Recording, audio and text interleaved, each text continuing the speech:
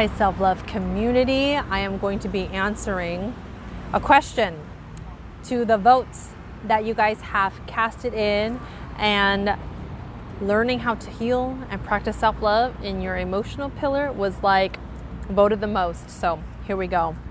I'm going to share with you a personal example, and then at the end really refine that process so that you can implement it in your everyday, because every single day there is pain. There's pain.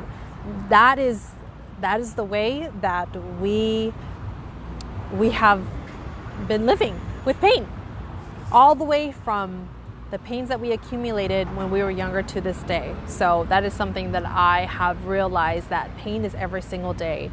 It's whether how we heal from that pain is the real game changer, so that you don't feel that the emotional pains that you're experiencing is controlling your every move, and is leading to more shameful moments, more not so proud moments, and furthering on more pain onto us. So the reference point that I will tend to go back to a lot is my last breakup, because that was the most heartbroken that I have ever felt. And being in 2 long-term relationships in my past, it was very abusive, and there was no self-love practices that I was doing. So it took me to feel really soulless for me to leave. So that left a huge scar on my heart, because I had given everything to my past relationships. So when I was heartbroken and I was making the steps to heal, the first thing that I did was become extremely aware when the pain is there. And that awareness needs to go somewhere. So I created a safe space for myself to express. And how I expressed was to use my tools to help me practice self-love. And I went to journaling and meditating a lot. So, what are the pains that you're feeling emotionally? And I wrote a list here of what those emotional pains can be identified. Are you feeling shame and guilt? Are you feeling embarrassment or a heavy disappointment? Betrayed, lied to, screwed over, heartbroken, which was me when my relationship ended. Sadness, feeling bummed out, feeling anxious. Is there anxiety going on? Are you feeling overwhelmed? Are you feeling frustrated, angry, irritated, annoyed, triggered? So I'm sure what I've mentioned already, your emotions fall somewhere on that scale. So where's your safe space? Identifying what emotions are coming up, knowing that you need to go to your safe space, and if you don't have one, create one. Is it your room where you can be alone and express? Where can you go and express? So identifying your pains, going to your safe space, and getting in your self-love so that you can really express yourself. So the ways that I have expressed myself is journaling, by writing my journal. And I eventually went to video journaling as a way to really express what's going on. Because the pains that's arising within you, what has been happening when you have not chosen to express it, especially in a safe space? I know that some of you, or a lot of you, have expressed it. You guys have released it, and it was onto somebody else. And perhaps that didn't go so well. Maybe the person on the other end rejected you, didn't have the space to listen, did not give you what you needed, aka a safe space. They were not really a safe space, so now you're hurt. So what I did in my journey was I created my own space. I became my own best friend to talk to express my emotional pains. So the journal did that for me. Audio journal did that for me by either recording myself. I did a lot of actual videos, but you can do it by voice recording or video recording.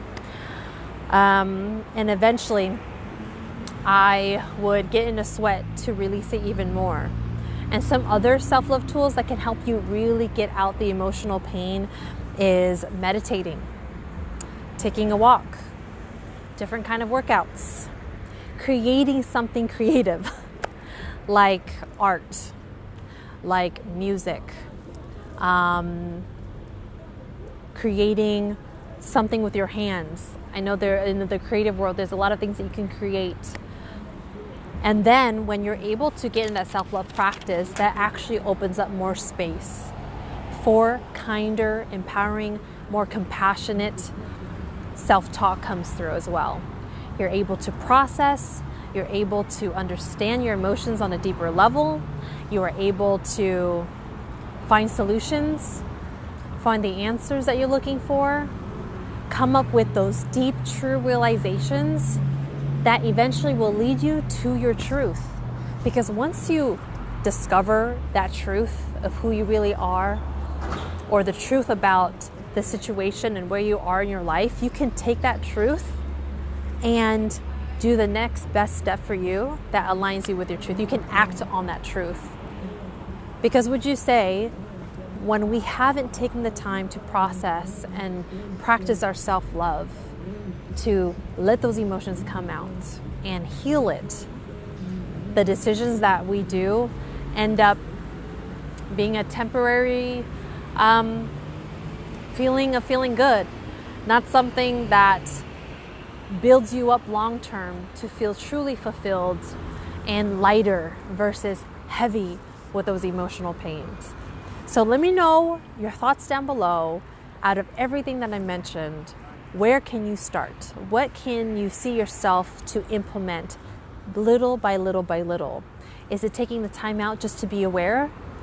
Is it grabbing your journal that you used to write in, having that next to your nightstand so that you can see it every single night as a reminder to write in that journal? Is it to close your eyes and meditate for 5 minutes? Like, type down below what will be your safe space to express, because that's what you need. You need yourself more than ever. And those emotional pains, it's a mountain, would you say? Because if you think about them, the very first moment that you experienced pain as a child to all the way up until now, I know it's a lot. So can we ease the pain down a little bit by little bit by little bit? And so just to wrap this up, my journey when I was starting to really practice my self-love, it started off with journaling and meditating. Those were my go-tos. And then it continued to open up more space to do more self-love for me. That really helped me get it out even more. And that went to video recording. And as soon as that became a routine for me, and it became automatic and it was embedded in my everyday practice, eventually I started to open up more space. I started to feel even better about myself, and I started working out.